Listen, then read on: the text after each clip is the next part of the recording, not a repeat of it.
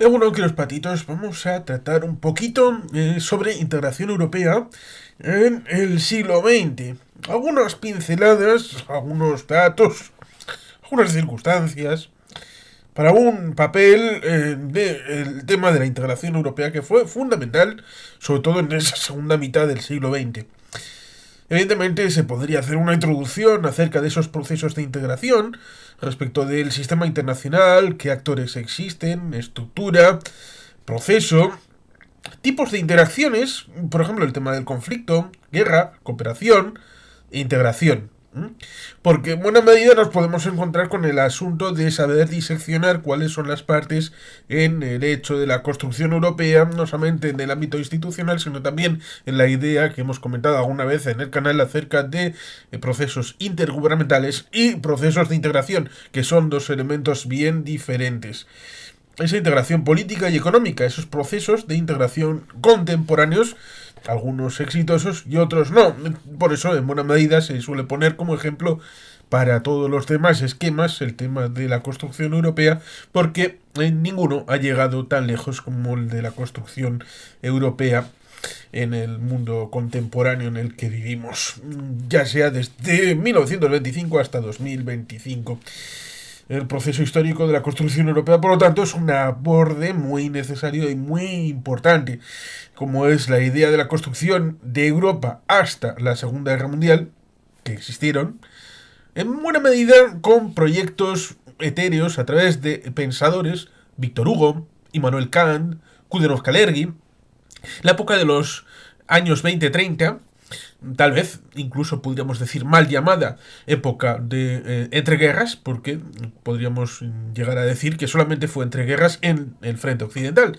En la Primera y la Segunda Guerra Mundial es uno todo en otros escenarios como el ámbito oriental, el ámbito no solamente balcánico, sino también del Cáucaso y Asia Central. Con lo cual habría que ir con pinzas, pero hay una idea antes de la Segunda Guerra Mundial y otra después.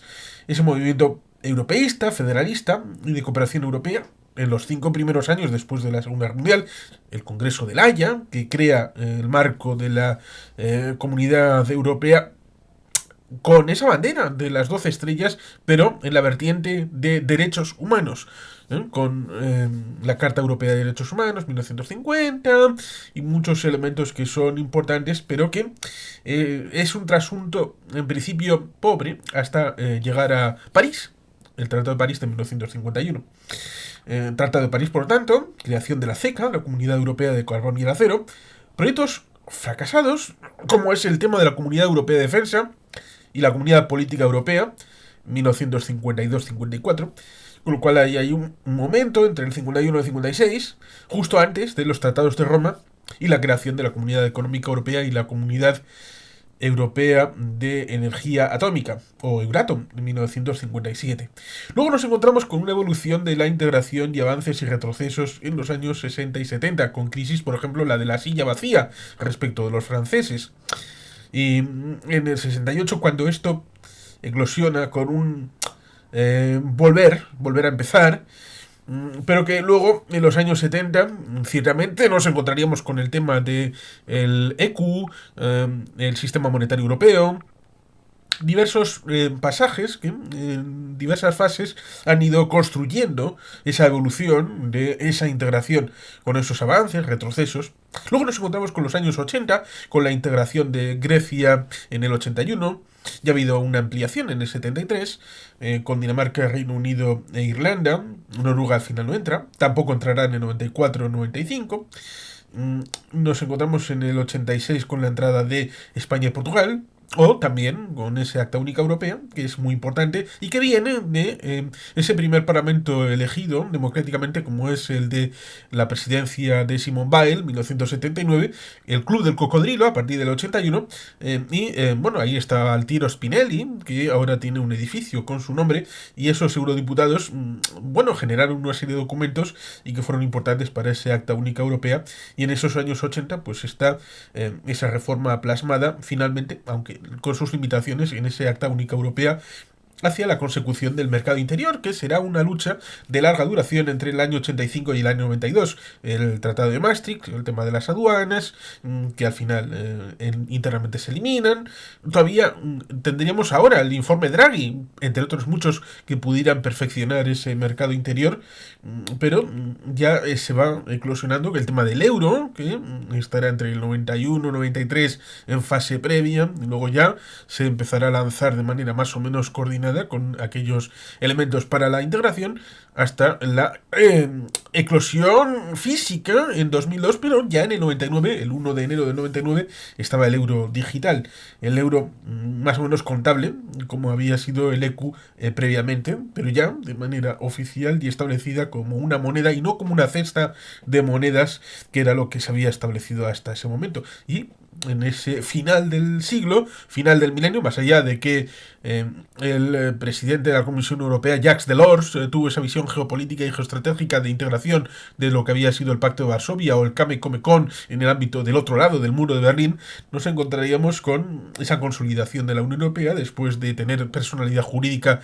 en Maastricht, pasar por los tres pilares que luego acabarán siendo de pilar único, pero era complicado porque se venía de toda la trayectoria que se tenía, esa consolidación con esas reformas, por ejemplo en Maastricht, 1993, Ámsterdam, 1997, y el Tratado de Niza del año 2000, y que luego del fracaso de la Constitución Europea nos encontraremos con el Tratado de Lisboa en 2010 y de momento es el culmen de la arquitectura jurídico-política de la construcción en el momento actual.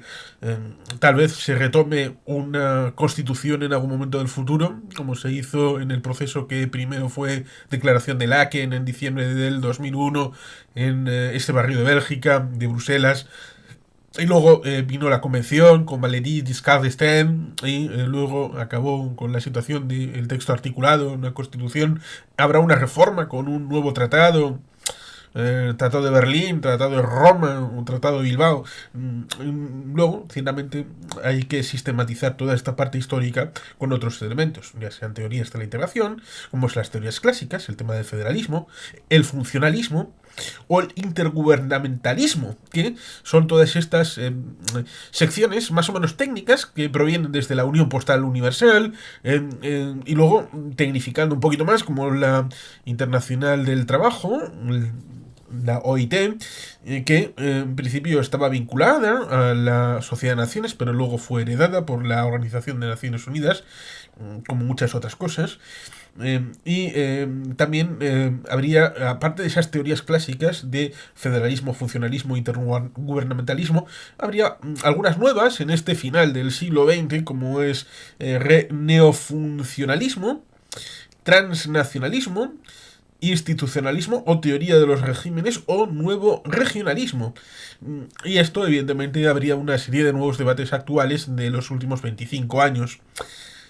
El sistema interinstitucional de la Unión Europea a finales del siglo XX, y que en buena medida es el actual, estaría el marco institucional único, el Parlamento Europeo, Consejo de la Unión y Consejo Europeo, la, Com la Comisión Europea, el Tribunal de Justicia y de Primera Instancia, el Tribunal de Cuentas, el Comité Económico y Social, el Comité de las Regiones y otros órganos monetarios y financieros como el Banco Europeo de Inversiones, el Banco Central Europeo, el Sistema Europeo de Bancos Centrales. También podría hablarse del ordenamiento jurídico comunitario, fuentes de ordenamiento jurídico comunitario existentes. Y por poder se pueden dar incluso una serie de bibliografías de finales del siglo XX, ya sea la Unión Europea y la reforma de la Comunidad Europea, de Francisco Aldecoa, aunque probablemente de referencia pudiera ser Martín de la Guardia, Ricardo M. y Pérez Sánchez, Guillermo A., coordinador Historia de la Integración Europea Barcelona, Ariel 2001, cubriendo todo el siglo XX. Sí, esto era y sigue siendo en principio un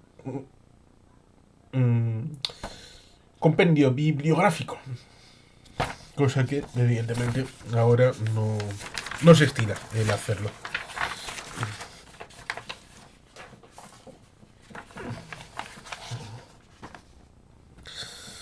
Por supuesto, el tema está en los antecedentes de la Unión Europea.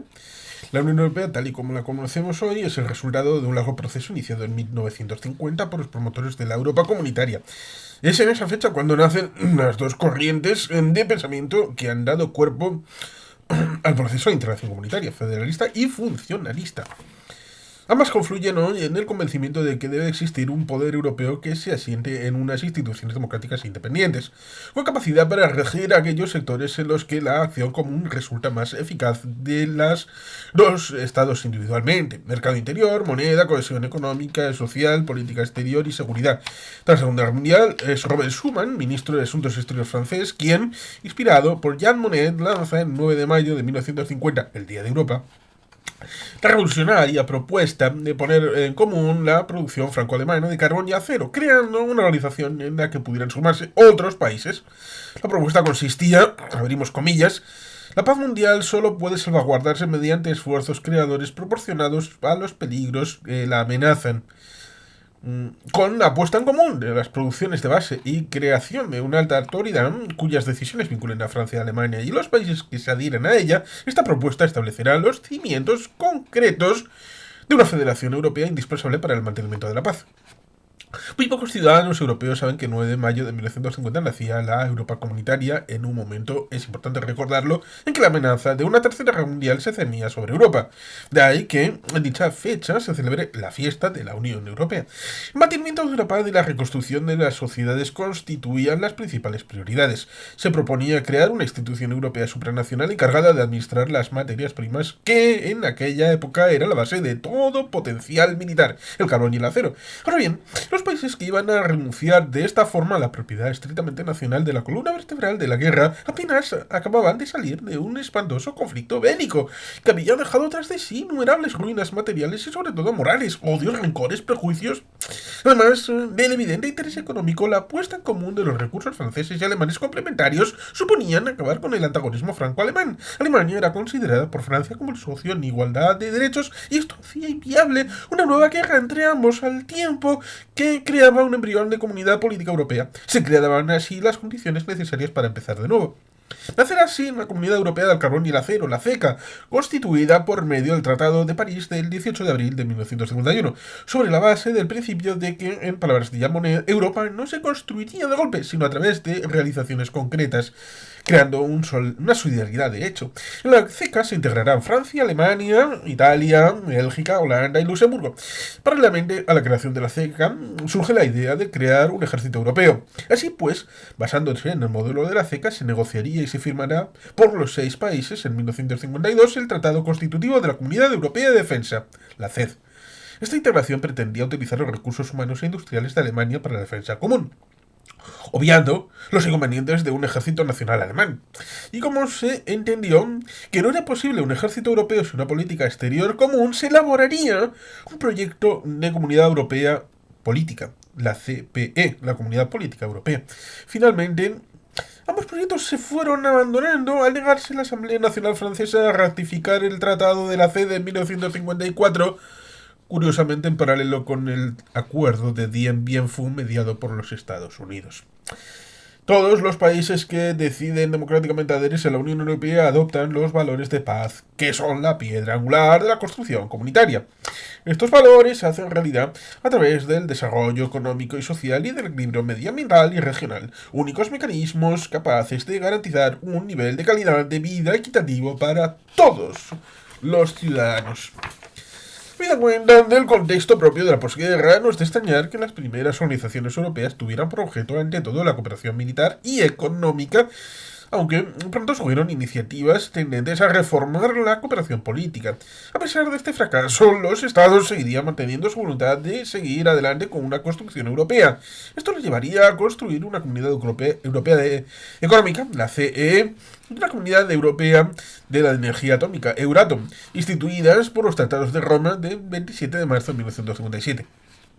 Los objetivos de la CEE perseguían era la creación de una unión aduanera que garantizase la libre circulación de mercancías, servicios, personas y capitales. Además, preveía la creación de cierto número de políticas comunes como la agrícola y de transporte y comercial. Luego llegaría el momento de unificar las instituciones que aseguraban el cumplimiento de las tareas encomendadas a cada una de las tres comunidades. Gracias al acuerdo de fusión de los ejecutivos firmado en Bruselas en 1965, se constituyó un único Consejo de Ministros y una única comisión para las tres. Ya existe un Parlamento y un Tribunal de Justicia únicos. El marco institucional quedaría entonces dibujado de la siguiente manera. La Comisión, cuyo objetivo es velar por la aplicación de las disposiciones de los tratados y aquellas adoptadas en aplicación de los mismos, para lo que formulaba disposiciones al Consejo de Ministros y las aplicaba. El Consejo de Ministros, que decidía a partir de las proposiciones de la Comisión. El Parlamento, encargado de asegurar el control democrático de la Comisión. El Tribunal de Justicia, que aseguraba el control jurisdiccional. Para la adopción de acuerdos, los tratados de Roma establecían la regla de mayoría, siempre cualificada, por suponer una cesión efectiva de parte de soberanía nacional de cada Estado en favor de las comunidades. Este procedimiento de decisión dio lugar a la primera crisis, la que se llamó de la silla vacía, ya que Francia, al negarse a aceptar las reglas del voto mayoritario e intentando limitar los poderes de la Comisión, dejó de participar directamente en las reuniones. Para salir de la crisis hubo que firmarse en 1966 el Acuerdo de Luxemburgo, por el que las cuestiones que afectasen a intereses nacionales quedarían sometidas a la regla de la unanimidad. A pesar de estos problemas, se producían avances en el territorio económico, eliminación de barreras arancelarias entre los Estados miembros y establecimiento de una tarifa exterior común. Esto impulsó al Reino Unido a solicitar en 1961 su entrada en la comunidad. También lo hicieron Dinamarca e Irlanda. Tras unas dificultades en las negociaciones en las que la Francia de Gaulle opuso su veto en dos ocasiones, 1961 y 1967, la primera ampliación de la comunidad se produciría en 1973, una vez muerto ya el viejo general. Al mismo tiempo que se profundizaba en sus tareas a través de la puesta en práctica de nuevas políticas social, regional y de medio ambiente. Nos encontramos en 1973 con una comunidad europea de los 9, potencia económica y comercial que se ve sacudida por la crisis económica, lo que pone en manifiesto la necesidad de la convergencia de las economías y la unión monetaria. Esto llevará a la creación en 1979 del Sistema Monetario Europeo, como contribución a estabilizar las relaciones de cambio y a inspirar a los Estados miembros de una política de rigor que les permitiera mantener entre sí los vínculos de solidaridad y disciplina de un espacio económico abierto. Pero en esta comunidad de los 9 se pone de relieve la falta de unidad en lo que se refiere a la unión política. Por ello, en las cumbres de Copenhague y París, ambas celebradas en 1974, se sientan las bases para una mayor cooperación política y se establece formalmente el Consejo Europeo de Jefes de Estado y de Gobierno, al tiempo que se decide la elección del Parlamento Europeo por sufragio universal, hecho que se produciría por primera vez en 1979 bajo la futura presidencia de Simone Veil como primera presidenta electa del Parlamento Europeo. En 1981 y 86, las adhesiones de Grecia, España y Portugal suponen el reforzamiento del flanco sur de la comunidad, haciendo evidente la necesidad de la ampliación y de la aplicación de programas estructurales que contribuyen a reducir las disparidades de desarrollo económico en esa comunidad de los 12. En el mismo año en el que la comunidad se convierte en la Europa de los 12, se firma el Acta Única Europea, que supone una nueva importante etapa en el proceso de construcción europea y que entraría en vigor en julio de 1987.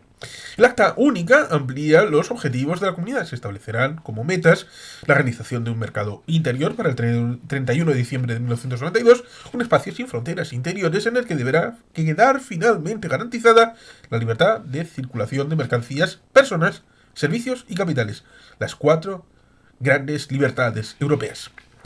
La Acta Única Europea amplía asimismo las competencias de la comunidad, las políticas de medio ambiente, de I+D+I, e incorpora el principio de la cohesión económica y social que se materializará a través de los fondos estructurales necesarios para impulsar y potenciar el desarrollo equilibrado de la comunidad. El ámbito institucional establecerá mejoras en el sistema de toma de decisiones comunitario, aumentando el número de normas que se adoptarán por mayoría y propiciando una mayor participación del Parlamento Europeo, estableciendo el procedimiento de cooperación o de doble lectura en el Parlamento y en el Consejo de Ministros, reforzando así el poder legislativo del Parlamento en un gran número de materias tales como la realización del mercado interior europeo. Además, sienta las bases de una incipiente política exterior a través de la cooperación política europea. Sin embargo, la construcción de un mercado interior necesita una moneda única, y esta, a su vez, una unión económica y monetaria. Esta necesidad, unida al hecho de que el Acta Única no desarrollase aspectos como la ciudadanía europea o las políticas de educación, sanidad, justicia e interior necesarias en la Europa sin fronteras, determinó que antes de la realización del mercado interior los gobiernos de los Estados miembros firmaran el Tratado de la Unión Europea en Maastricht en febrero de 1992 en un paso más hacia la profundización de su unión. El Tratado de la Unión Europea supone una etapa más, sin duda de gran importancia, en el proceso de creciente integración comunitaria. Pero no es la única, ni la última, ya que en él se fechó para 1996 la celebración de una conferencia intergubernamental que tendría por objetivo contemplar ciertos aspectos del mismo. El programa que el Tratado de la Unión Europea fijaba para los Estados miembros era ambicioso, ya que pretendía la culminación del gran espacio económico sin fronteras con la introducción de la moneda única consustancial a la Unión Económica y Monetaria. El establecimiento de las bases de una unión política mediante mayor democracia, atribución de mayores poderes al Parlamento Europeo, mayor eficacia, agilizar el juego institucional y hacerlo más vinculante, mayor solidaridad interna, reforzamiento de la cohesión económica y social, mayor solidaridad exterior, una política exterior y de seguridad común, mayor equilibrio, ciudadanía de la Unión y nuevas políticas. Ante la constatación de que para avanzar en la integración era necesario establecer soluciones institucionales jurídicas distintas para sectores distintos, la especial sensibilidad política respecto a los temas de política exterior y defensa, así como los relativos a interior y justicia, determinaron que estos no podían quedar sometidos a las mismas reglas aplicables para el conjunto de la comunidad. Se decidiría la estructura de la Unión basándose en aquellos tres pilares. El primer pilar, el de la comunidad clásica, que modificaría los tratados de Roma y París, y el Acta Única Europea e incorporaría nuevas políticas, y la Unión Europea, la UEM, y el segundo pilar, cuestiones de política exterior y seguridad común, la PESC, y tercer pilar, asuntos de justicia interior, lo que se conoció como JAI. Las reglas de funcionamiento de cada pilar serían distintas. En el primero regirían las reglas clásicas de la comunidad, iniciativa legislativa de la Comisión, decisión final del Consejo y en algunos casos del Parlamento Europeo recurribles ante el Tribunal de Justicia, mientras que los otros dos tienen carácter intergubernamental. Mientras que en el tercer pilar, el pilar comunitario, el que es el primero, las cuestiones se deciden por mayoría cualificada, pero en el segundo y en el tercero, PESC y JAI, las decisiones se aplican por consenso o por unanimidad. El TUE aporta significativas modificaciones dentro del pilar comunitario, modificaciones institucionales tendientes a colmar el déficit democrático. Estas modificaciones suponen el reforzamiento de los poderes de las instituciones comunitarias frente a Estados miembros. El Consejo Europeo se configura como máximo órgano político de la Unión. Como tal, le corresponde impulsar el desarrollo de la Unión y fijar sus orientaciones generales, tanto políticas como económicas. El Parlamento Europeo ve reforzados sus poderes, ya que se le atribuye la facultad de solicitar a la Comisión que presente propuestas legislativas. Se generaliza el procedimiento de cooperación legislativa. Se introduce el procedimiento de codecisión o de triple lectura, que en el Parlamento Europeo y Consejo se erigen colegisladores. Se fortalece sus poderes de control político y financiero sobre la Comisión. Se refuerzan sus mecanismos y medios de acción. El Consejo de Ministros gana en capacidad de decisión al aumentar los supuestos en los que las decisiones se toman por mayoría cualificada. La Comisión se ve incrementada en su papel en la medida en que se incrementan las competencias de la comunidad y al mismo tiempo queda más sometida al control del Parlamento Europeo. El Tribunal de Cuentas es elevado al rango de institución comunitaria, acrecentándose sus poderes en el control del gasto comunitario. El Comité de las Regiones se crea con carácter consultivo y ciudadanía europea. El Tratado de la Unión Europea confiere a los ciudadanos de los Estados miembros tres nuevos derechos: libertad de circulación, derecho de residencia y derecho a votar y ser elegido en el lugar de residencia en las elecciones municipales y al Parlamento Europeo. Crea instrumentos para proteger al ciudadano europeo: derecho de petición ante el Parlamento Europeo, creación de la figura del defensor del pueblo europeo, protección diplomática o consular de los ciudadanos comunitarios en terceros países en las embajadas o consulados de todos los Estados miembros. Prevé un procedimiento para que nuevos derechos se incorporen. Ampliación de las competencias de la comunidad. Se mantienen sin cambio las políticas tradicionales: agrícola, pesquera, transporte comercial. Se refuerzan otras con la de medio ambiente y más de más y formación profesional. Se da un salto cualitativo importante en materia social, incorporándose al tratado un protocolo social anexo, a pesar de que el Reino Unido se excluye de su aplicación. Pero también se establecen nuevas políticas y acciones comunitarias en los campos de la salud pública, la cultura, la protección de los consumidores, la educación, la industria, las redes transeuropeas, la cooperación al desarrollo. Fortalecimiento de la cohesión económica y social aparece como objetivo básico de la Unión Europea y se define como un factor necesario para posibilitar el desarrollo armonioso de la comunidad. Como instrumento específico, en este campo se crea el Fondo de Cohesión, con cargo a los recursos comunitarios del que se benefician los Estados miembros cuya renta por habitante es inferior al 90% de la renta comunitaria. Grecia, Portugal, España, Irlanda, que se destina a la financiación de infraestructuras de transporte, redes transeuropeas y programas de medio ambiente. Su lógica es distinta a la de los fondos estructurales en la medida en que los estados beneficiarios están obligados a desarrollar, condicionalidad del fondo, un programa económico de convergencia aprobado por el Consejo de Ministros de Economía y o Finanzas. Pilar de Política Exterior y de Seguridad, PESC. Es el sucesor de la cooperación política europea, institucionalizado por el Acta Única. Pero ya existía como sistema de coordinación de aspectos concretos de política exterior de los Estados miembros. Sus objetivos serían los siguientes: la defensa de los valores comunes, de los intereses fundamentales y la independencia de la Unión, el fortalecimiento de la seguridad de la Unión y de los Estados miembros, el mantenimiento de la paz y fortalecimiento de la seguridad internacional, el fomento de la cooperación internacional, el desarrollo y consolidación del Estado de Derecho, el respeto de los derechos humanos y las libertades fundamentales. Para alcanzar estos objetivos, el tratado prevé dos mecanismos: cooperación sistemática entre los Estados miembros y el desarrollo gradual de acciones comunes. Pilar de cooperación en los ámbitos de justicia e interior. El establecimiento de un gran espacio sin fronteras para las personas ha determinado que el TUE, el Tratado de la Unión Europea, incluya dentro de este pilar las cuestiones que se consideran de interés común, como el control de fronteras exteriores, la política de asilo e inmigración, la cooperación política, Europol, y judicial y la lucha contra el fraude o las toxicomanías. En estos ámbitos las decisiones serán tomadas por unanimidad por el Consejo de Ministros. El 24 de junio de 1994 se firmó en Corfú el Tratado de Adhesión de la Unión de Austria, Finlandia, Suecia y Noruega. Finalmente Noruega no entrará, tampoco lo hizo en el 73-74, en lo que constituye esa primera ampliación de la Unión y cuyos efectos se produjeron el 1 de enero de 1995. De esta ampliación se descolgaron, como hemos dicho en el último momento, los noruegos, y no fue la primera vez, también fueron en el 73 cuando se descolgaron. A la tercera dicen que será la vencida, salvo la variación de la composición de las instituciones cuyo número de miembros ha ido aumentando con los procedentes de los nuevos estados. Esta ampliación no ha producido modificaciones importantes, pero el Tratado de la Unión Europea no pretende ser el punto final del proceso de construcción europea. Ya lo sabemos que no lo fue. El Tratado de Ámsterdam, en Niza y en 2010 el Tratado de Lisboa.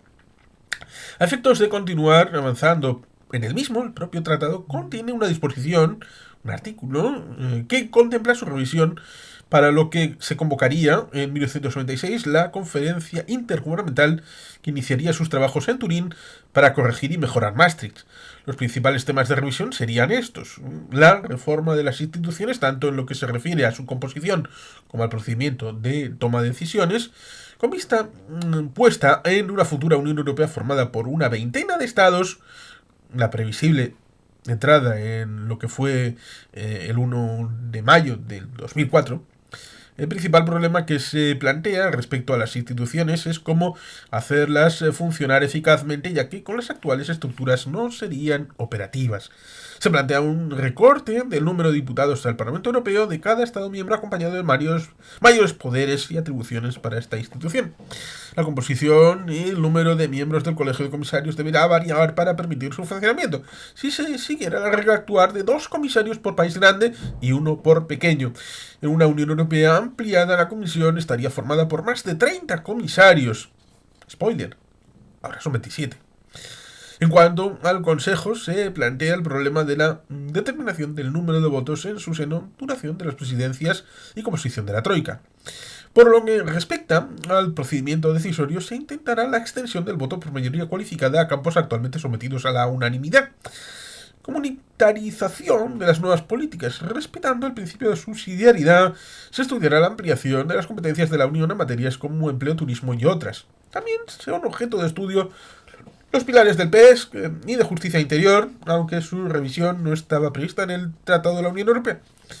En cualquier caso, de lo que se refiere a la política exterior, no se esperan cambios respecto de Maastricht, es decir, esta se quedará fuera de la comunitarización, seguirá siendo intergubernamental. Por otra parte, sí pueden existir mayores posibilidades de llegar a la comunitarización en materia de defensa.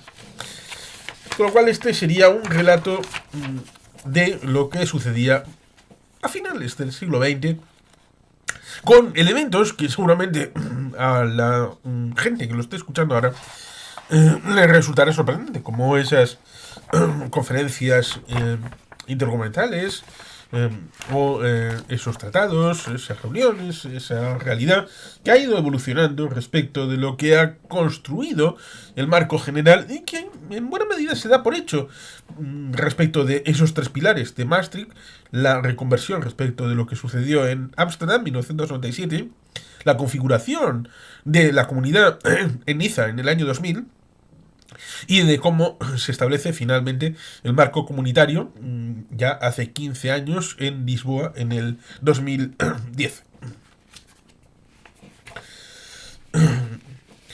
Por supuesto, como decía, todo esto tiene sus antecedentes. Guido Kalergi, el citado Pan Europa 1923, ahí nos podemos encontrar cosas bien interesantes. La hegemonía de Europa sobre el mundo se ha quebrado para siempre. Se temió Europa y ahora se compadece. Como dice el capítulo 1, el antiguo sistema de grandes potencias tiene que dar lugar a un sistema de potencias mundiales. Entre el Estado y la comunidad, es decir, la humanidad, se ha deslizado un tercero, la agrupación de estados. Geográficamente no hay continente europeo. Europa es una península del continente euroasiático. Mares limitan geográficamente a Europa. El Océano Atlántico, el Mediterráneo, el Mar del Norte, de un lado. De otro, el Océano Glacial del Norte. Solo en el este Europa carece de límites naturales, hundiéndose poco a poco en Asia. En el momento actual, Europa solo se conecta ya con Asia por los Balcanes. En el noreste se ha constituido un imperio euroasiático y la separa como antaño los imperios alejandrino y bizantino. Así pues, la política acaba de determinar también la frontera oriental de Europa. Hacia el este, esta sexta Europa se extiende hasta donde llega el sistema democrático. Esta sexta Europa se extiende hasta donde llega el sistema democrático. Si se quiere que en un mundo organizado sustituya a un mundo anárquico, los estados tienen que agruparse primero en un superestado. La unidad europea será asimismo una etapa necesaria en el camino de la unificación del mundo. Es absurdo querer hacer de una Europa anárquica la clave de una comunidad mundial. Con sus conflictos, antes envenenaría la atmósfera de todo el mundo que integrase el orden internacional. La nación es una comunidad espiritual. Toda cultura moderna en Europa es nacional. Así, el que respeta el espíritu debe respetar el idealismo nacional. De igual manera que el idealismo religioso tiene como revés el fanatismo religioso. El idealismo nacional tiene como revés el chauvinismo nacionalista. Este chauvinismo se manifiesta exteriormente por el desprecio hacia la nación extranjera. Es lo que explica que hoy las naciones han tomado por su cuenta la intolerancia que antaño caracterizaban a las confesiones. Esta idea ha de acabar imponiéndose a todos, a saber, que la nación ha sucedido a la confesión en bien como en mal, que ha heredado su humanidad y su fanatismo. La futura distinción entre nación y Estado tendrá, desde el punto de vista de la cultura, la misma importancia que la separación entre Iglesia y Estado. La convocatoria de una conferencia paneuropea por unos o varios gobiernos sería el primer estadio de esta evolución. El segundo estadio de la Constitución de Paneuropa es la conclusión de un tratado de arbitraje y garantía obligatorio entre los estados democráticos de la Europa continental. La creación de una unión aduanera paneuropea que haría de Europa un bloque económico homogéneo es el tercer estadio de la construcción de Paneuropa. La creación de unos Estados Unidos de Europa, sobre el modelo de los Estados Unidos de América, coronarían los intentos paneuropeos. Paneuropa tendría dos asambleas, una asamblea popular y una asamblea elegida por cada uno de los estados. La asamblea popular estaría compuesta por 300 diputados, a la razón de un diputado por 1 millón de habitantes. La Cámara Federal comprendería 26 delegados representando a los 26 gobiernos europeos. En sus relaciones internas, todas las lenguas europeas serían admitidas en pie de igualdad, pero por razones prácticas todos los estados europeos decidirían a introducir en los programas de las escuelas superiores y luego de las escuelas primarias y de obligación el inglés. Por cuanto, en el mundo extraeuropeo el inglés se está convirtiendo en la lengua de las relaciones internacionales. La facilidad con la que se aprende el inglés, cuya ortografía habría que modificarse, y su posición de lengua intermedia entre las lenguas románicas y las lenguas germánicas, lo predestinan al papel de esperanto natural. Manifiesto Paneuropeo, 1924. Europeos, europeas. Con inconcebible ligereza se juega Europa sus destinos. Con inconcebible ceguera se niega a ver lo que viene, con inconcebible pasividad se deja empujar hacia las peores catástrofes que hayan amenazado jamás a un continente. La única salvación reside en Paneuropa, en la reunión de todos los estados democráticos del continente en una agrupación política y económica internacional. Si se crea Paneuropa, en tanto que potencia mundial, con igualdad de derechos, se podrá constituir con América, Gran Bretaña, Rusia y el Extremo Oriente una nueva sociedad de naciones, en cuyo seno ninguna parte del mundo tendría ya que temer la injerencia de otras en sus asuntos. Sin una garantía duradera de paz en Europa, cualquier unión aduanera europea sigue siendo imposible. Mientras cada estado viva en el temor continuo de sus vecinos, deberá asegurarse de su subsistencia autónoma en tiempo de guerra, como una plaza sitiada. Le hacen falta para ello industrias nacionales y cordones aduaneros. Únicamente la sustitución del riesgo de guerra por el arbitraje obligatorio podría abrir la vía de la suspensión de las fronteras aduaneras y al libre comercio y cambio europeo.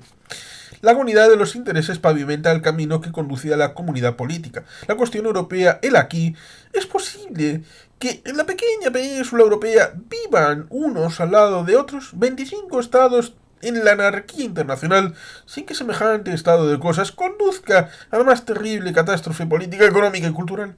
El porvenir de Europa depende de la respuesta que se dé a esta pregunta.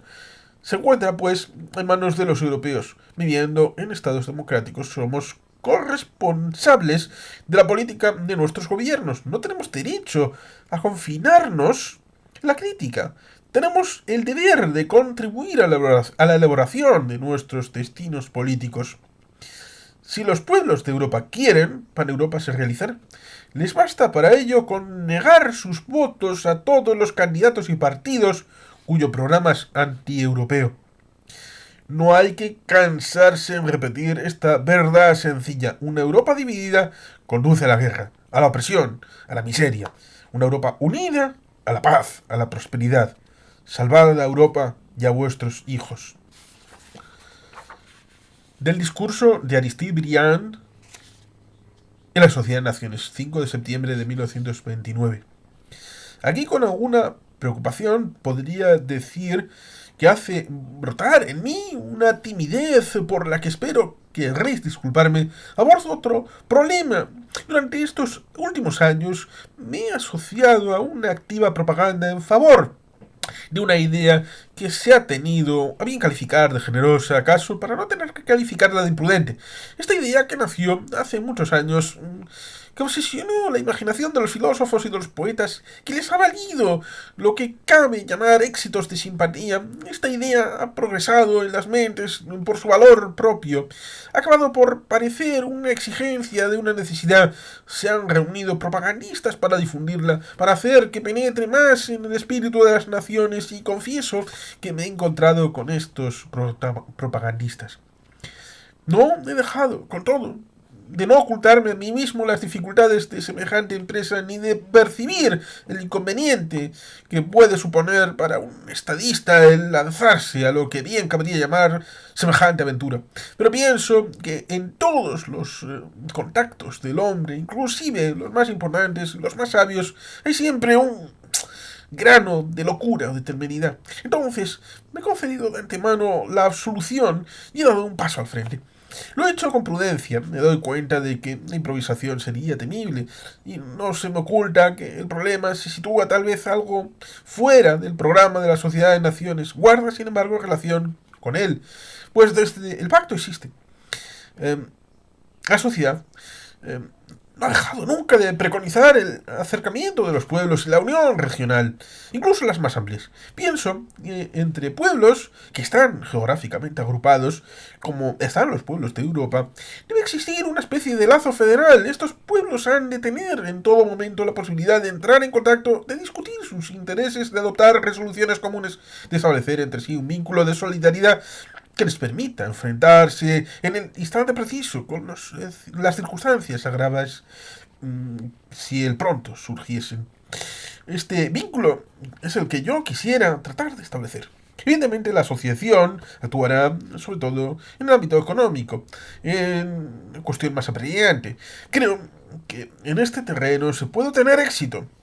Pero estoy seguro también de que desde el punto de vista político, desde el punto de vista social, del lado federal, sin afectar a la soberanía de ninguna de las naciones que podrían formar parte de tal asociación, puede ser beneficioso. Y me pongo, a lo largo de esta sesión, rogar a aquellos colegas míos que representan aquí a naciones europeas tengan a bien querer considerar oficiosamente esta sugerencia y proponerla al estudio de sus gobiernos para desentrañar más adelante, acaso durante las próximas sesiones de la Asamblea, las posibilidades de realización que en ella creo discernir.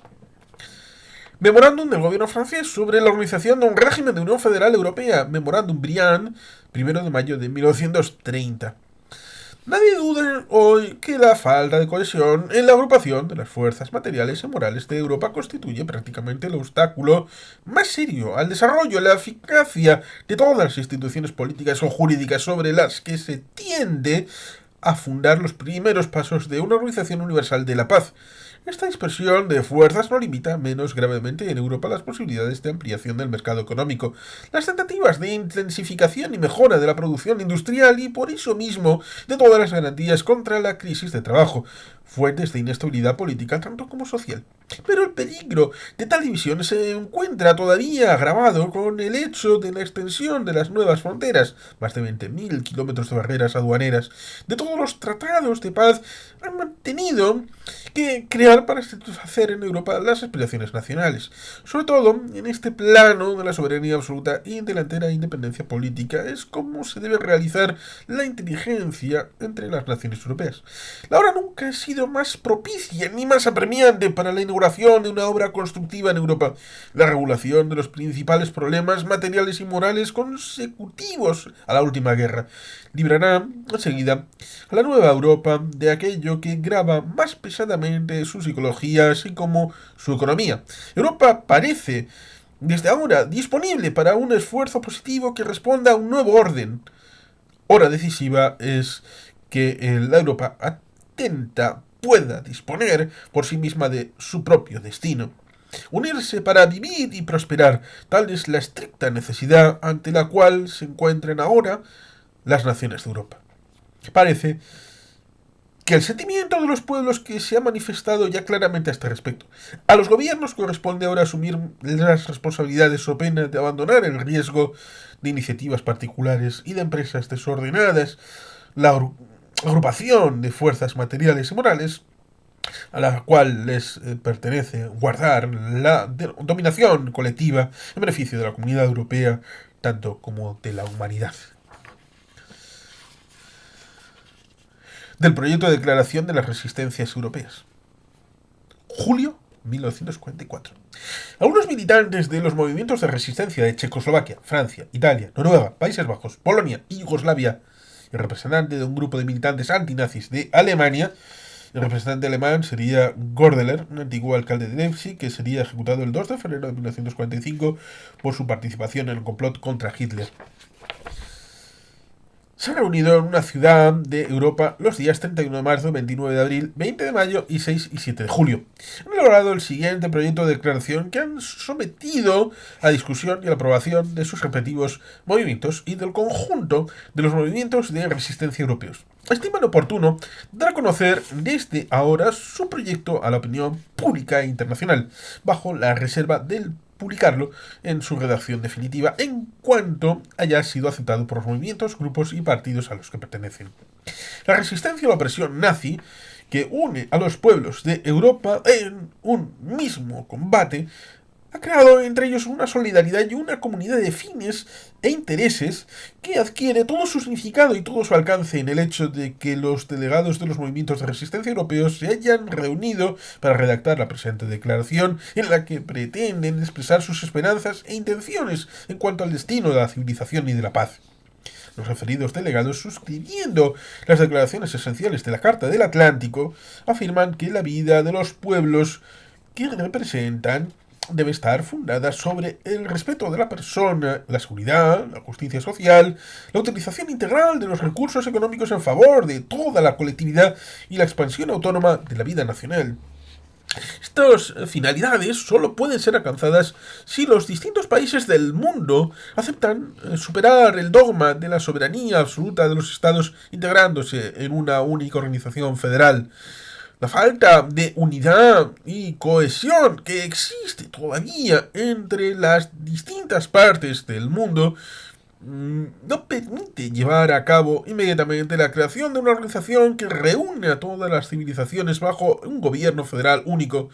Al final de esta guerra habrá que limitarse a crear una organización universal menos ambiciosa, susceptible, sin embargo, de desenvolverse en el sentido de la unidad federal, en la cual las grandes civilizaciones que constituirán sus bases tendrán por misión garantizar la seguridad colectiva, pero no podrá ser eficaz instrumento de paz sino con la condición de que estas grandes civilizaciones están organizadas de tal manera que el espíritu de paz y de comprensión pueda prevalecer.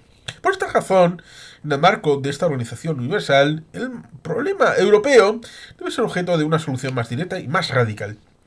La paz europea es la clave de la bóveda de la paz mundial. En efecto, en el espacio de una sola generación, Europa ha sido el epicentro de dos conflictos mundiales que estuvieron, ante todo, por causa la existencia en este continente de 30 estados soberanos. Importa remediar esta anarquía mediante la creación de una unión federal entre los pueblos europeos. Solo una unión federal permitirá la participación del pueblo alemán en la vida europea sin que sea un peligro para los demás pueblos. Solo una unión federal permitirá resolver los problemas del trazado de fronteras en las zonas de población mixta, que así cesarán de ser objeto de locas codicias nacionalistas y se convertirán en simples problemas de delimitación territorial de pura competencia administrativa. Solo una unión federal permitirá la salvaguardia de las instituciones democráticas de manera que impidan que los países carentes de una madurez política suficiente puedan poner en peligro el orden general. Solo una unión federal permitirá la reconstrucción económica del continente y la supresión de los monopolios y de las autoridades anárquicas nacionales.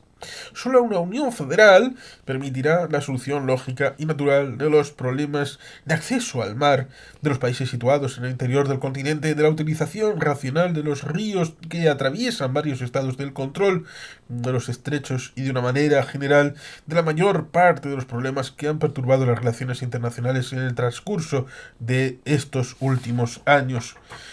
No es posible prever desde ahora los límites geográficos de la Unión Federal que pueda asegurar la paz de Europa. Sin embargo, conviene precisar que desde el principio deberá ser lo bastante fuerte y lo bastante amplia para no correr el riesgo de no ser más que una zona de influencia de un Estado extranjero o de convertirse en el instrumento de la política hegemónica de uno de los Estados miembros. Además, deberá estar abierta desde el principio a los países pertenecientemente, enteramente o en parte a Europa, que puedan y quieran convertirse en miembros.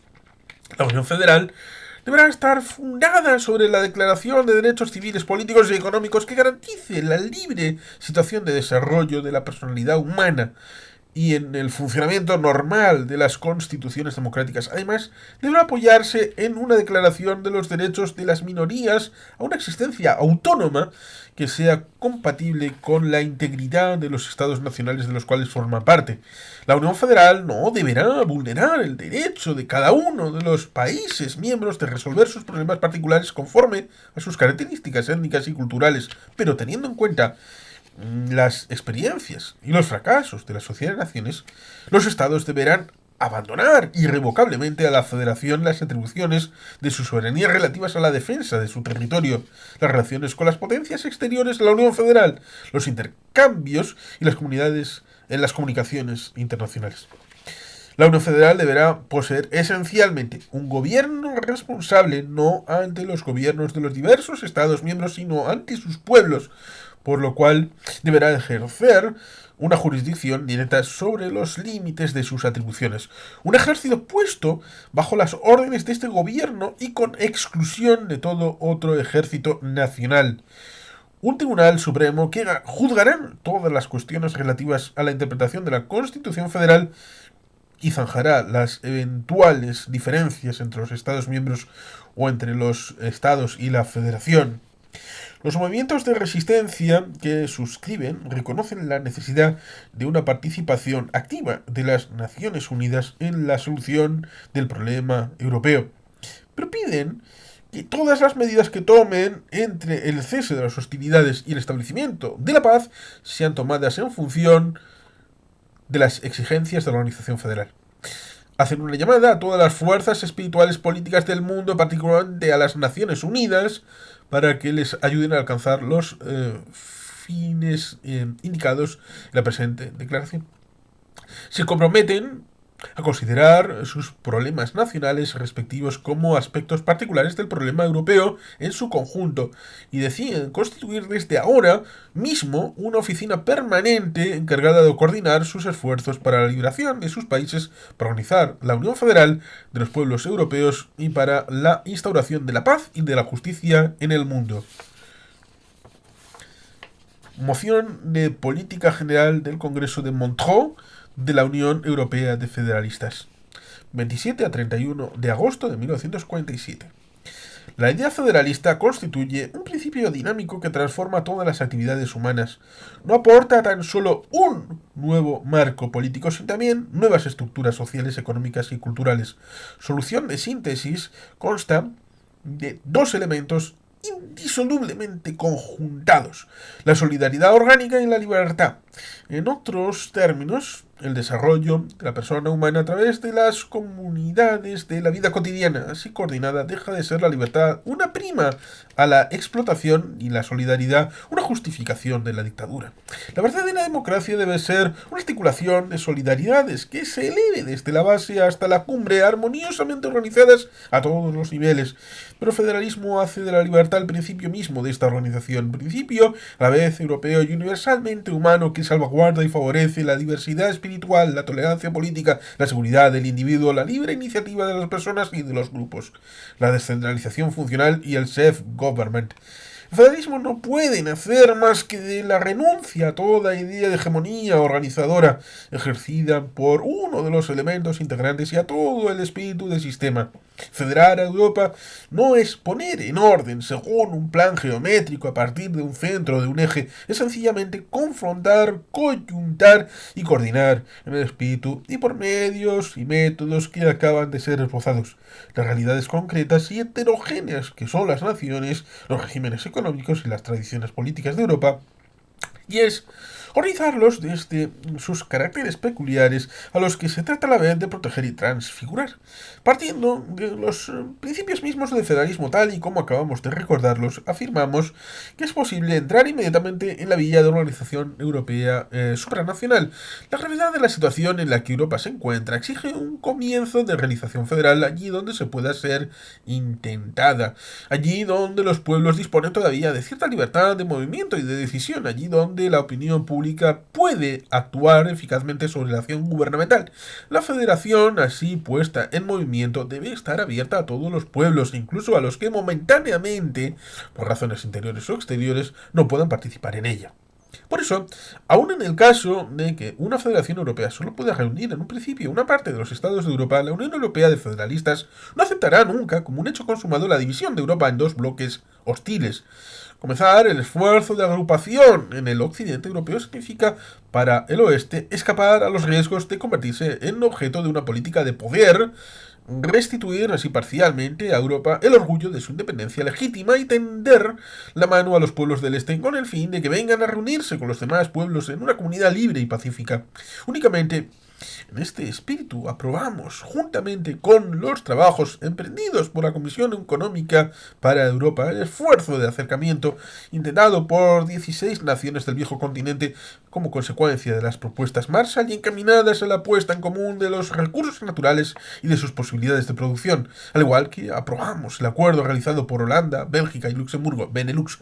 Preconizamos, por las mismas razones, la aplicación a Alemania de las medidas que permitan la utilización de su potencial industrial y de sus riquezas naturales en provecho de la colectividad europea de la que los alemanes forman parte. El Sarre, el Ruhr, han de ser incentivos de cooperación económica llevada a cabo en provecho de todos los europeos, progresivamente ampliado el conjunto de los recursos y de los medios de producción de la Europa que dispone.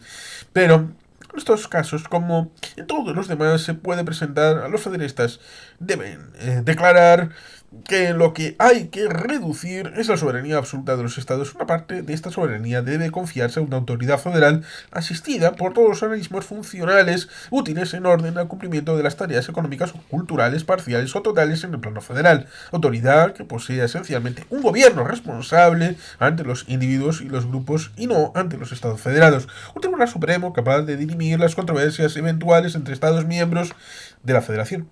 Una fuerza armada de policía colocada bajo sus órdenes y encargada de hacer respetar, sin perjuicio de una Organización Mundial de Seguridad, las decisiones federales. Al margen de estas condiciones, todo intento de llegar a uniones de carácter exclusivamente económico o cultural están condenadas al fracaso. Sabemos que una Europa coherente y viable no está definitivamente realizada hasta que todos los pueblos que estén situados en el norte o en el sur, en el este o en el oeste, no hayan puesto en común sus cualidades y sus economías complementarias. Sabemos también que las tradiciones y la cultura de cada uno de estos pueblos pertenece al patrimonio común de Europa. Nos proponemos, pues, actuar con todos los medios en nuestro poder para mantener o responder a restablecer lo antes posible los intercambios de ideas, de personas, de productos y sin los cuales Europa quedaría dividida y menguada. De igual manera, los esfuerzos emprendidos para organizar Europa como una unidad política y económica coherente no excluyen de modo alguno, antes al contrario, la necesidad de organización en un plano más amplio. Desde los orígenes, la causa del federalismo europeo se sitúa voluntariamente en una perspectiva mundial. Por eso, desde ahora estamos decididos a luchar a favor de organismos de carácter universal, aptos para conjurar las catástrofes y para organizar pacíficamente el mundo.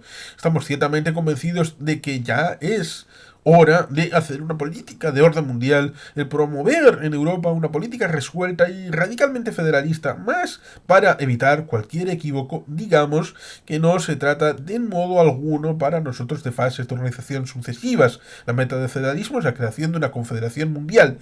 No solo se logrará si se llevan a cabo los esfuerzos de organización simultáneamente en todos los planos, en el interior de cada país, entre los pueblos vecinos, entre naciones del mismo continente, entre federaciones de carácter regional, de manera que jamás se pierda de vista la libre coordinación de las partes de la diversidad y en la armonía del conjunto.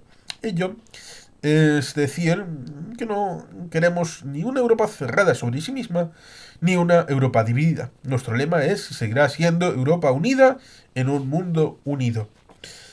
Resolución de la Comisión Política del Congreso de Europa, La Haya, mayo de 1948. Los estragos de 6 años de guerra y de ocupación, una producción alimenticia en la regresión en el mundo entero, un enorme potencial industrial destruido, deudas acumuladas, gastos militares mantenidos fuera de toda proporción con los recursos de los pueblos, una poderosa economía en decadencia, los odios irritados heredados de la guerra, los efectos perniciosos acrecentados del nacionalismo, la ausencia, pese a todos los esfuerzos de la ONU, de una autoridad internacional bastante fuerte para mantener entre las naciones el orden y la ley, tales como son los elementos que constituyen una amenaza sin precedente contra el bienestar y la seguridad de los pueblos de Europa, hoy al borde de la ruina. El Congreso, de acuerdo con los principios y fines expuestos en el informe político que somete al Comité Internacional de Coordinación, reconoce que es un deber urgente de las naciones de Europa crear una unión económica y política para garantizar la seguridad y el progreso social. Toma nota con satisfacción que las primeras medidas que acaban de ser adoptadas por ciertos gobiernos europeos en vista de una cooperación política y económica, pero comprueba que los organismos recientemente creados no están en condiciones de resolver ellos solos de forma duradera los problemas graves y urgentes que se plantean hoy. Declara que ha llegado la hora para las naciones de Europa de transferir algunos de sus derechos soberanos para resolverlos en adelante, en común, con vistas a coordinar y a desarrollar sus recursos, de que sea convocada con toda urgencia una Asamblea Europea que elija de su seno o fuera de él, por los parlamentarios de las naciones participantes, contribuirá a crear y expresará la opinión pública europea, recomendará las medidas inmediatas adecuadas para establecer progresivamente, tanto en el plano económico como en el plano político, la unidad necesaria de Europa, examinará los problemas jurídicos y constitucionales planteados para la creación de una Europa unida o federal, así como sus consecuencias económicas y sociales. Preparará planes para esos fines. Considerará que tal unión o federación deberá permanecer abierta a todas las naciones de Europa que vivan bajo un régimen democrático y se comprometerá a presentar una Carta de Derechos del Hombre. Encarga a una comisión emprender inmediatamente la doble tarea de preparar esta carta y de proponer una definición de los criterios de los cuales deben responder los regímenes políticos que merezcan el nombre de democracias. Proclama que en todo caso no pueden reivindicar esta cualidad, especialmente los regímenes que de hecho o de derecho no garantizan las libertades de pensamiento, de reunión y de expresión, así como el libre ejercicio de una oposición política. Pide que esta comisión haga en el plazo de 3 meses un informe sobre sus trabajos. Proclama que para defender los derechos de la persona humana y los principios de la libertad, la Asamblea deberá proponer la creación de un tribunal de justicia capaz de aplicar las sanciones necesarias para hacer respetar la Carta y que a este efecto le sea posible a cada ciudadano de los países asociados entablar ante el tribunal en todo momento y en los plazos más rápidos un recurso por violación de estos derechos tal y como sean fijados por la Carta. Afirma, solo la Unión o Federación Europea da una solución a los problemas alemanes, tanto en el plano industrial como en el plano político. Considera que la Unión o la Federación, cuyo fin será garantizar la seguridad de los pueblos que la integren, deberá ser independiente con respecto a cualquier potencia y no constituir una amenaza contra ninguna nación. Asigna desde ahora por misión a la Europa Unida la realización progresiva de la democracia social cuyo objeto es librar al hombre de toda esclavitud y de toda inseguridad económica, como la democracia política tiende a protegerlo contra la arbitrariedad del poder. Declara que la Unión o la Federación deberán de contribuir a asegurar el progreso económico, político, social y cultural de las poblaciones y los territorios que estén asociadas a ella en ultramar, sin perjuicio de los lazos particulares que unen hoy a estos países con las naciones europeas. Proclama que la creación de la Europa Unida constituye un elemento esencial para la creación de un mundo unido. Del Estatuto del Consejo de Europa, Londres, 5 de mayo de 1949. Los gobiernos del Reino de Bélgica, del Reino de Dinamarca, de la República Francesa, de la República Irlandesa, de la República Italiana, del Gran Ducado de Luxemburgo, el Reino de los Países Bajos, el Reino de Noruega, el Reino de Suecia y el Reino de la Gran Bretaña y de Irlanda del Norte. Se trata de los miembros iniciales. Ingresarían posteriormente Grecia y Turquía, agosto del 49, Islandia, 7 de marzo del 50, Alemania Federal, miembro asociado, 13 de julio de 1950, miembro de pleno derecho, 2 de mayo de 1951, Austria, 16 de abril de 1956, Chipre, 3 de noviembre de 1961, Suiza, 6 de mayo de 1963, Malta, 29 de abril de 1965, el Saar será miembro asociado desde el 13 de mayo de 1950 hasta su incorporación a la República Federal alemana el 1 de enero de 1957 como consecuencia del plebiscito del 23 de octubre de 1955 y el Tratado Franco-Alemán del 27 de octubre de 1956, mediante la perspectiva de verse aplicar la suspensión contemplada en el artículo 8 como consecuencia del informe de la Comisión sobre su violación grave de disposiciones del artículo 3 y del Convenio Europeo sobre la protección de los derechos humanos y libertades fundamentales, se retirarían el 12 de diciembre de 1969. Convencidos de que la consolidación de la paz basada en la justicia y la cooperación internacional es de interés vital para la preservación de la sociedad humana y de la civilización, reafirmando la adhesión a los valores espirituales y morales que son patrimonio común de sus pueblos y la verdadera fuente de la libertad individual, la libertad política y el imperio de derecho, principios sobre los cuales se funda toda auténtica democracia, persuadidos de que para salvaguardar y hacer que se realice progresivamente este ideal y en interés del progreso social y económico, se impone una unión más estrecha entre los países europeos animados, todos de los mismos sentimientos, considerando que para responder a esta necesidad y a las aspiraciones manifestadas de sus pueblos, a partir de este momento se requiere crear una organización que agrupe a los estados europeos en una asociación más íntima. Han decidido en consecuencia constituir un Consejo de Europa, compuesto de un comité de representantes de los gobiernos y una asamblea consultiva, y con tal propósito han adoptado el presente estatuto. Capítulo primero. Finalidad del Consejo de Europa. Artículo primero. La finalidad del Consejo de Europa consiste en realizar una unión más estrecha de entre sus miembros para salvaguardar y promover los ideales y los principios que constituyen su patrimonio común y favorecer su progreso económico y social. Esta finalidad se perseguirá a través de los órganos de consejo mediante el examen de los asuntos de interés común, la conclusión de acuerdos y adopción de una acción conjunta en los campos económico, social, cultural, científico, jurídico y administrativo, así como la salvaguarda y la mayor efectividad de los derechos humanos y las libertades fundamentales. La participación de los miembros en los trabajos del Consejo de Europa no debe alterar su contribución a la mano de obra de las Naciones Unidas y las restantes organizaciones o uniones internacionales de las que se formen parte. Los asuntos relativos a la defensa nacional no son la competencia del Consejo de Europa.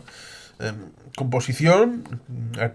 Los miembros del Consejo de Europa son las partes que intervienen en el presente estatuto. Cada miembro del Consejo reconoce el principio del imperio del derecho y el principio de la virtud, del cual cualquier persona que bajo su jurisdicción se halle ha de gozar de los derechos humanos y de las libertades fundamentales, y se compromete a colaborar sincera y activamente en la consecución de la finalidad definida en el capítulo 1.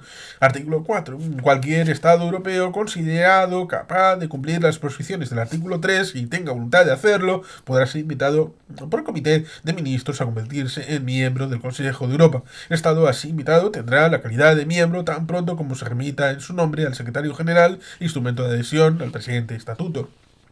En circunstancias especiales, un país europeo considerado capaz de cumplir las disposiciones del artículo 3 y que tenga voluntad de hacerlo, podrá ser invitado por el Comité de Ministros a hacerlo miembro asociado del Consejo de Europa. Todo país invitado de esta manera tendrá la calidad de miembro asociado desde el momento en el que en su nombre le sea remitido el Secretario General un instrumento de adhesión al presente estatuto. Los miembros asociados únicamente tendrán derecho a estar representados en la Asamblea Consultiva. El término miembro empleado en el presente estatuto se refiere también a miembros asociados, salvo cuando se trate de una representación en el Comité de Ministros. Antes de dirigir la invitación prevista en los precedentes artículos 4 o 5, el Comité de Ministros determinará el número de representantes que a futuro el miembro tendrá derecho a la Asamblea Consultiva y su parte proporcional de contribución financiera. Cualquier miembro del Consejo de Europa podrá retirarse del mismo notificando su decisión al Secretario General. La notificación surtirá efecto a concluir el año financiero en curso. Así tuvo lugar los primeros 9 meses de este año y al finalizar el año financiero siguiente si se realizan los 3 últimos meses.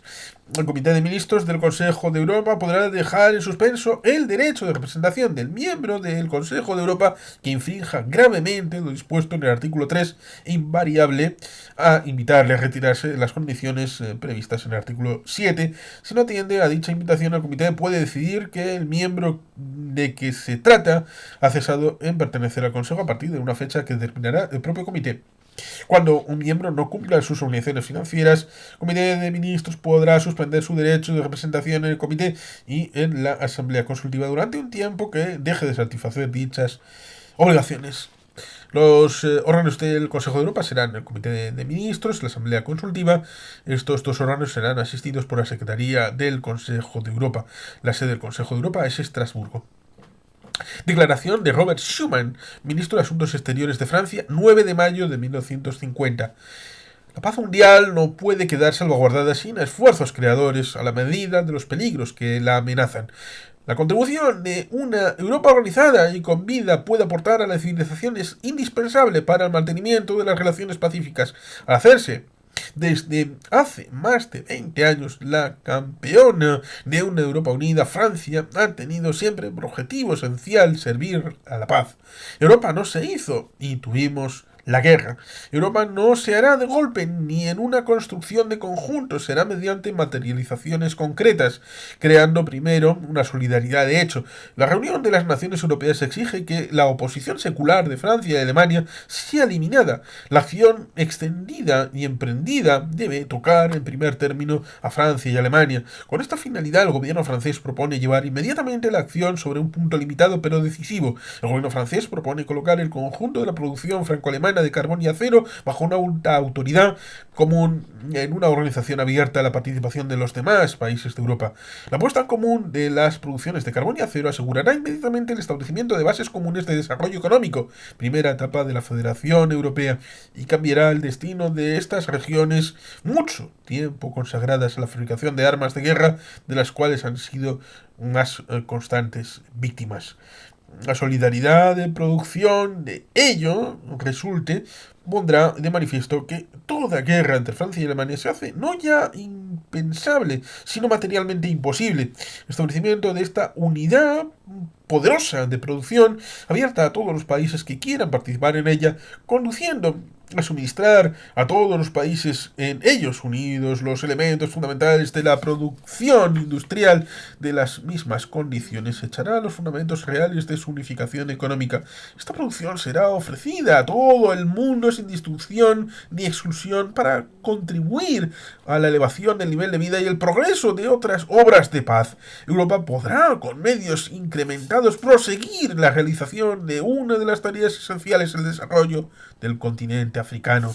Así se realizará siempre y rápidamente la fusión de intereses indispensable para el establecimiento de una comunidad económica y se introducirá el fermento de una comunidad más ancha y más profunda entre los países mucho tiempo opuestos por divisiones sangrientas, mediante la puesta en común de una producción de base y la institución de una alta autoridad nueva, cuyas decisiones vinculará a Francia y a Alemania y los países que se adhieran.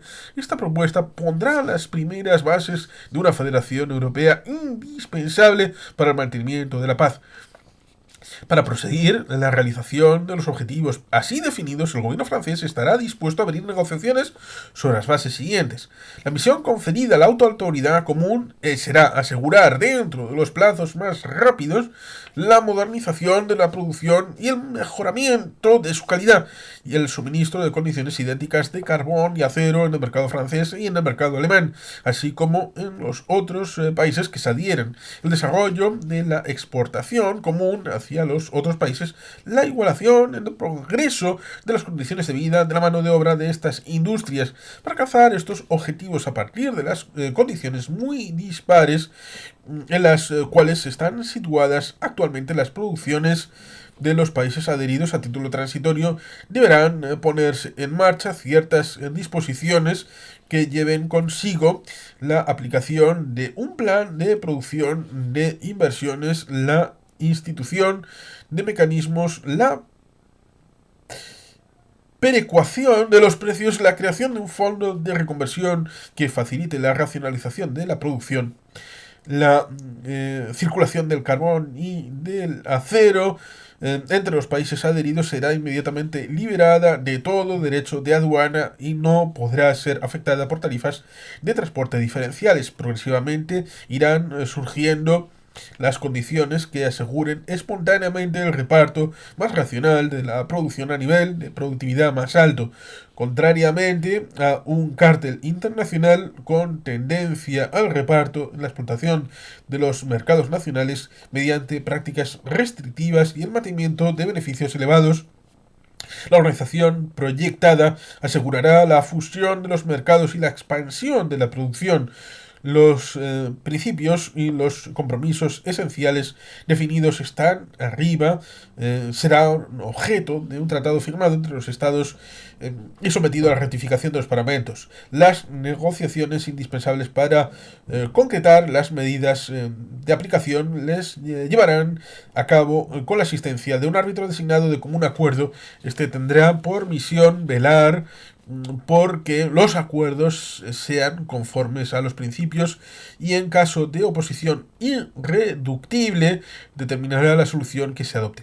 La alta autoridad común encargada del funcionamiento de todo el régimen estará formada por personalidades independientes designadas sobre una base paritaria por los gobiernos. Un presidente será elegido de común acuerdo por los gobiernos. Sus decisiones serán ejecutorias en Francia, en Alemania y en esos otros países adheridos. Disposiciones aprobatorias asegurarán las vías de recurso necesarias contra las decisiones de la alta autoridad. Un representante de las Naciones Unidas ante esta autoridad estará encargada de hacer 2 veces al año un informe público a las Naciones Unidas, dando cuenta del funcionamiento del nuevo organismo, especialmente en lo que concierne a la salvaguardia de sus fines pacíficos. La institución de la alta autoridad no prejuzga en nada el régimen de propiedad de la empresa. En el ejercicio de su misión, la alta autoridad común tendrá en cuenta los poderes otorgados a la Autoridad Internacional del Ruhr y las obligaciones de toda índole impuestas a Alemania, mientras éstas subsistan. Y creo que lo mejor que podemos hacer es dejarlo y continuar mañana con esta revisión de los pilares de la construcción europea. Porque amerita revisión. Y sin más, queridos patitos, es que ricasco, agur berobat, beti gelpean.